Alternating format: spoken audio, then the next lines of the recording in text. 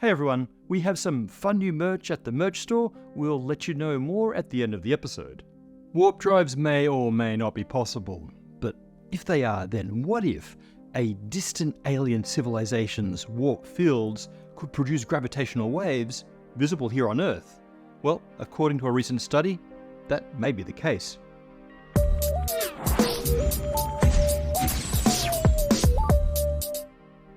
We are entering a golden era of gravitational wave astronomy. Over the past 9 years, LIGO, the Laser Interferometer Gravitational Wave Observatory, has found around 90 mergers between black holes or neutron stars, with sensitivity increasing with each new observing run.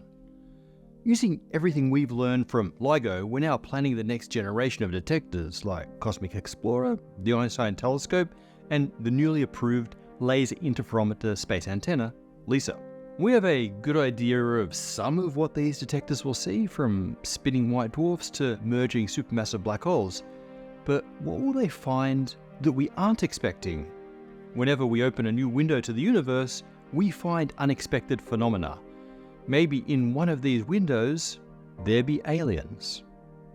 Specifically, if there are advanced alien civilizations out there, and if these civilizations travel the universe with warp technology, could we detect signatures of the massive distortions in spacetime caused by those warp bubbles?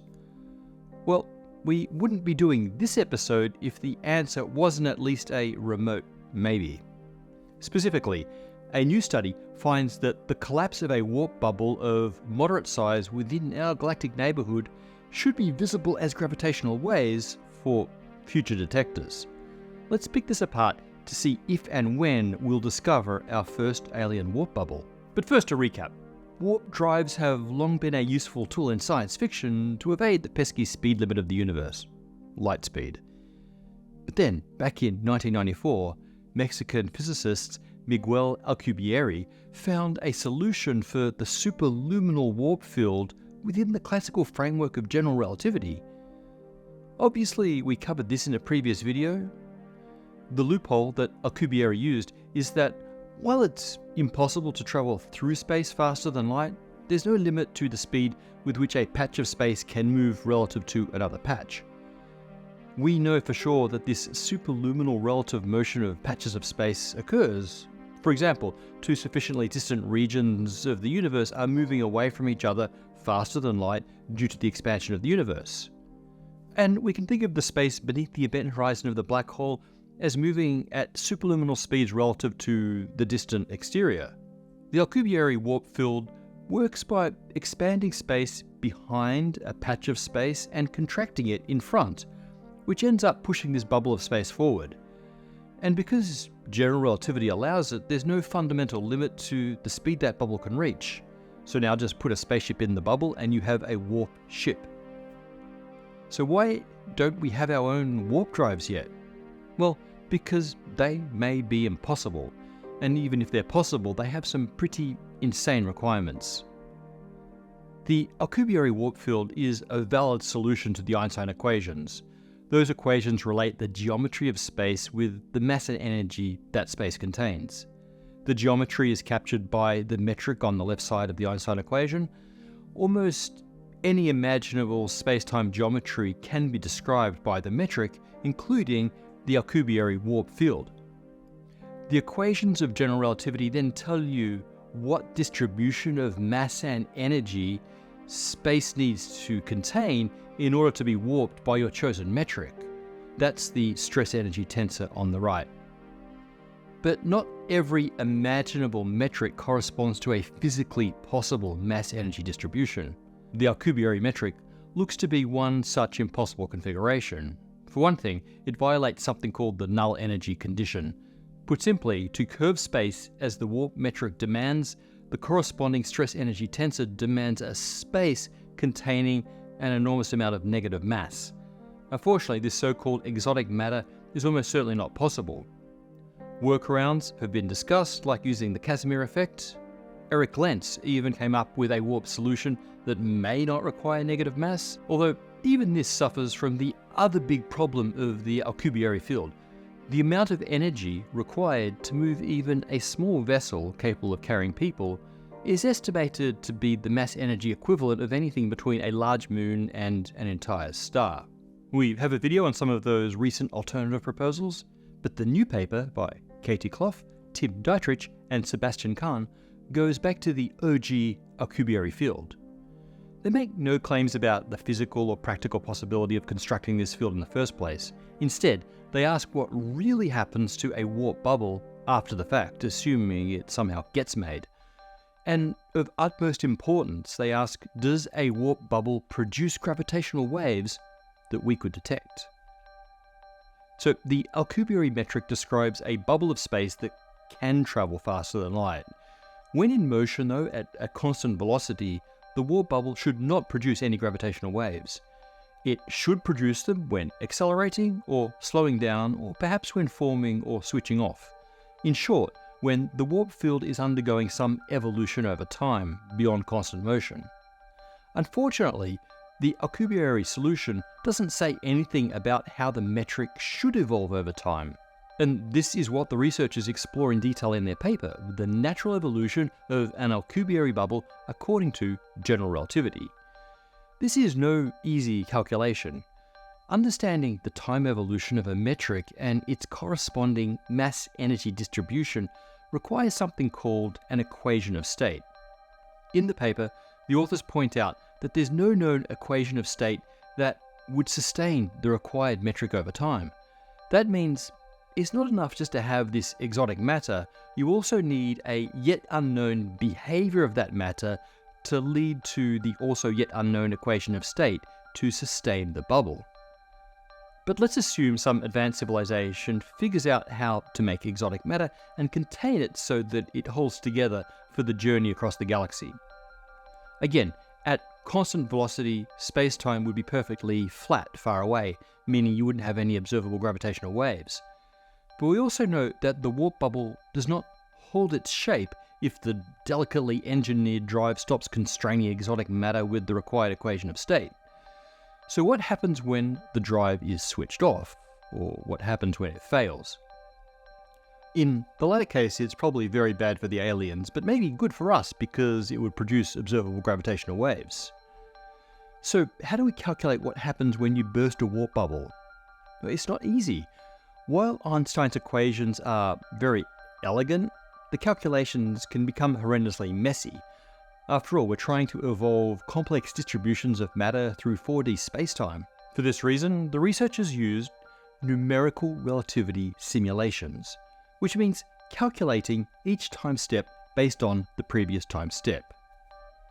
To do this, they needed to split 4D spacetime into slices of 3D space, or hypersurfaces, at consecutive times. The aim is a sort of flipbook in which each page is a 3D spatial volume, and flicking through the pages gets us the evolution of that space and so reconstructs a 4D spacetime containing the evolving metric. So they rewrite the Alcubierre metric in terms of a three-dimensional metric that lives on the hypersurface and introduces a few functions that tell us how to translate between different ways of slicing different hypersurfaces and how they embed into the overarching 4D spacetime. The starting metric on the first page of the flipbook has a corresponding initial configuration of matter, and that matter should evolve as the metric evolves. So far so good. Up until now, this has all been pretty standard practice for simulating general relativity. This is the same framework we'd use to tackle more realistic, dare I say, mundane problems like the merger of two black holes. But simulating warp drives is not such smooth sailing. Remember that we need this equation of state thing in order to evolve the Alcubierre metric and the corresponding mass energy distribution over time. And remember also that we don't know of an equation of state that allows the metric to be stable. But that's okay, because we're trying to see what happens when the warp bubble fails. This means it's possible to come up with a workable equation of state for a failing warp bubble with admittedly a few speculative assumptions about things like pressure, timescale of decay, and the resulting matter after the collapse. Even if these assumptions about the equation of state of non-existent matter are about as accurate as assuming a spherical Klingon in a frictionless vacuum, the point is that even with sensibly imperfect assumptions, we can still learn something about the physics, as well as progress with the calculation, which is always nice. So, we've set up the first page of our flipbook, one of our hypersurfaces with a matter configuration, which in turn gives us our desired Alcubierre metric. We've specified the equation of state, and so we are ready to simulate. By specifying these initial data, Einstein's equations and the equation of state take over, and the computer can evolve the geometry of the spacetime and the distribution of our matter from one hypersurface to the next. Once we reach the final hypersurface flip page, we can stitch together the spacetime again and watch as it evolves through the 4D simulation. So, how exactly does it evolve? Let's say an advanced alien species takes a trip to see their cosmic neighbours. On this occasion, they allow a new recruit to pilot the warp drive. Everything's going great until they miss a warning light coming from the matter containment field, and the warp bubble bursts, destroying the ship and the crew in the process. We've all been there. Or, depending on exactly how this stuff works, maybe this was a controlled dispersion of the warp bubble once they reached the destination, but the catastrophic version is likely to make bigger waves and also better represents the simulation in this paper. The first thing that happens is that the warp bubble collapses inwards, presumably obliterating the ship, and then expands outwards at the speed of light. That outward expansion is accompanied by a series of gravitational waves, ripples that follow the massive fluctuations in space-time curvature of the ruptured bubble. So, what would these waves look like to us? Well, the signal shape would be very different to the black hole or neutron star mergers that we've seen. In fact, the researchers liken the signal to the head-on collision between black holes, but without the characteristic ring down at the tail end as the merged black holes settle down. That means if we could detect such an event, it would stand out as not being from a natural source. But could we detect these gravitational waves in the first place? Well, the study calculates that the collapse of a 1 kilometer radius warp bubble traveling at 10% light speed would produce a signal at the Earth with a strain of 10 to the power of minus 21 if it happened 1 megaparsec away, or a bit further away than the Andromeda Galaxy. Now, a strain of 10 to the power of minus 21 means lengths here would be shifted back and forth by a factor of 1 over a billion trillion. That sounds tiny, but that's exactly the strain limit that LIGO can detect. So can LIGO detect bursting warp bubbles in Andromeda? Not quite. The frequency of this 10% light speed kilometer radius warp bubbles gravitational waves are 300 kilohertz, which is way higher than LIGO's sensitivity range. Now, while high-frequency detectors operating in the mega or gigahertz range are being considered, focus for now is on much lower frequency sources, the larger, slower natural phenomena that are much more likely to be real. So, for the time being, don't expect headlines saying we've detected gravitational wave signatures from a stalled, hyper-advanced extraterrestrial warp drive. But it is pretty exciting that the detector capable of seeing such a thing is within our technological grasp. And although any signal is well outside LIGO's frequency, it's possible that the gravitational waves from a burst warp bubble will appear even stronger than that 10 to the minus 21 strain. For example, if it's from within our own galaxy, then it's much closer than 1 megaparsec, and so will be louder. If the warp bubble is traveling faster than 0.1 C, then it emits more intense gravitational waves on bursting. But 10% light speed requires a mass energy equivalence of 1% the speed of the sun, so let's not get greedy. I should also add that while superluminal speeds are technically possible with warp bubbles, in the words of the authors, these would likely lead to pathologies, aka physics breaking, and anyway requires computational resources beyond that study to investigate. There's some other good news. If we do detect the gravitational wave signal of a bursting warp bubble, we may see more than just those waves. After the bubble collapses, the exotic matter escapes. waves of positive and negative energy, which might lead to an electromagnetic counterpart to the gravitational wave signal. We call such signals multi-messenger events, and we routinely search for these other messengers, typically photons and neutrinos, for every gravitational wave that we see. We routinely do see the electromagnetic counterparts of neutron star mergers, for example. Look, even if we never detect an alien warp signal, perhaps because they don't exist, this type of research is still interesting. Warp drives may have their issues, but they are motivated by the extremely well-tested theory of general relativity. It's instructive to poke at the edges of such theories to test the limits of their validity and to come to a better understanding of what's actually possible and what's not. We can add new intuition and techniques to our toolbox for understanding the possible universe. Or, far less likely, but who knows, we build the high-frequency gravitational wave detector and immediately witness the gravitational pop, pop, pop, the unmistakable bursting of bubbles of warped spacetime. Hey everyone, we have a few new items for sale at the merch store. First up is a new limited edition wormhole enamel pin.